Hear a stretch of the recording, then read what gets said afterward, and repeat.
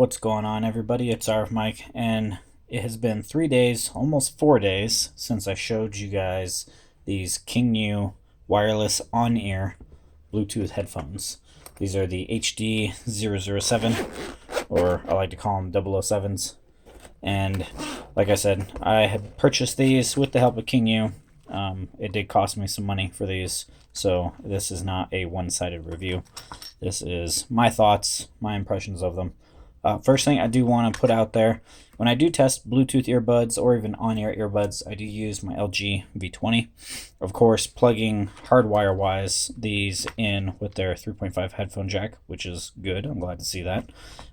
Going these straight to my V20, sound is going to be better versus over Bluetooth, just because you're getting a good putting the DAC that is in the V20 to use. And from what I know, to my knowledge, the DAC in the LG V10 or the V20 does not affect your output through Bluetooth to whatever Bluetooth device you were using. That all is within the decoding and recoding that the headphones do themselves, whether you're using in-ear earbuds or headphones like these. If your phone is running a certain version of Bluetooth, like version 3.0 or 2.0, or version 4.1 or 4.2, that will affect your audio going to whatever device you're using and making sure this device is compatible with a version 4.1 or 4.2. That will probably improve your chances of getting better audio into input-wise through the device that you're using, such as these headphones. So for me, I've had people say in the videos, oh, well, you're using a V20 that has a good DAC in it, so it sounds better on your device, it sounds muddy on mine. I can't say that the DAC in the V20 is really doing anything for that. So with that out of the way, first thing I do want to say, yes, this is a plastic build, but it is a sturdy construction. These have held up quite very well. Flip these over to where you guys can read them and change my focal point here. So there you go. They're going to get smudged, and you're going to get smudges on them. You can see some of that, but they've worked well. We have our Kingnu on this side, nothing, and this is the right ear cup, I believe. Yeah.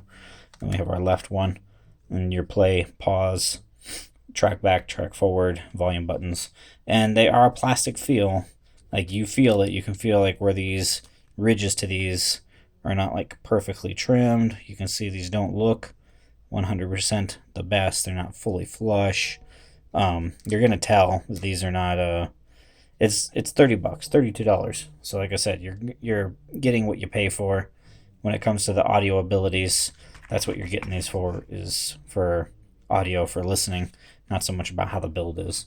But I mean, they're lightweight, and that's the nice part about these being plastic. They're light. They are comfortable to wear, though. That is the big thing, that like when you buy headphones, you want to make sure it's a nice stretchy band. You want to make sure they extend to fit your head the best they can. All that in this department is good. Yeah, these do squeeze a little bit because I do have kind of a big head. They do squeeze on my head, so they do begin to hurt after a little while.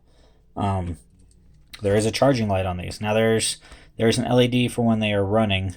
It is actually inside the plastic right by the charging port. I believe it's on this side, and I don't think it was on the right. Pretty sure it was on the left. But it is a blue light that will continuously run.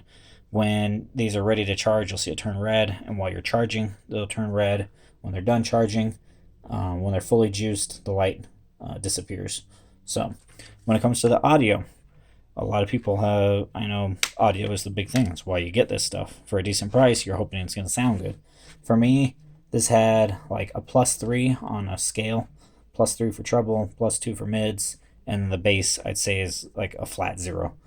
And of course, that's going to change when you plug in your headphones. If you plug them into a phone or whatever you're using for listening to music, you might hear them. It might sound a little better, more live. And then as for the ear pads on these, I do like that they are aerated. As you can see, you have all your cushions. They aren't super, super, super soft. They are definitely squishy, but they're comfortable enough to wear without any irritation to them. The pads will not block out much noise, so you will hear things. If you're going to wear these while you vacuum the house or you're outside mowing, you're going to hear your mower almost loud and clear.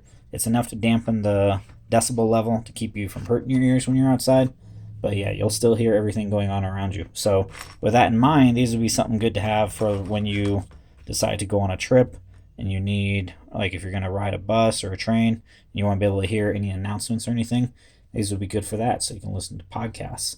So stuff like that, they're good for. So you will hear some outside noise. If you're wanting something more quiet, more soundproof, yeah, don't pick these up. That's definitely not going to work. I do have, I do like the ability for when it comes to connecting these to a Bluetooth device, and then say you want to pause that music for a second and plug in headphones to listen to something else, or that works well. You can actually still keep these paired and then plug in hardwire wise and listen to something else, no problem. I haven't tried like having two devices connected to this, where I have one phone hardwired through the 3.5 playing something and then playing over Bluetooth to see if this will start playing both at once. I haven't tried anything like that, but just so you know, it does work like that. It does work, no problem with that stuff.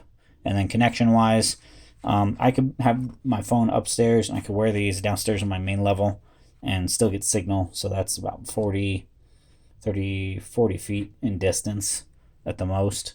And yeah, it does fine with that. And that's with walls in the way. Obviously, if you're going to be in a bigger area with no walls, then you should be able to get some good range with these. I hadn't had any loss of connection, like just going around the house or working on a vehicle, or wearing these outside in front of other objects and having it trying to trouble sending signal. No problems like that.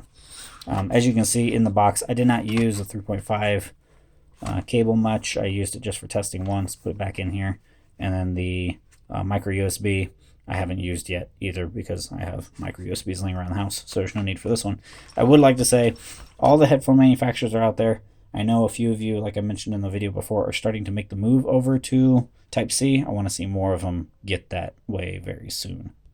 So wearing these for a few hours, you will start to feel some fatigue. Pain wise, like you will notice that these are going to start pushing on your ears and hurting. So I'd say only a couple hours of use, and that's about it.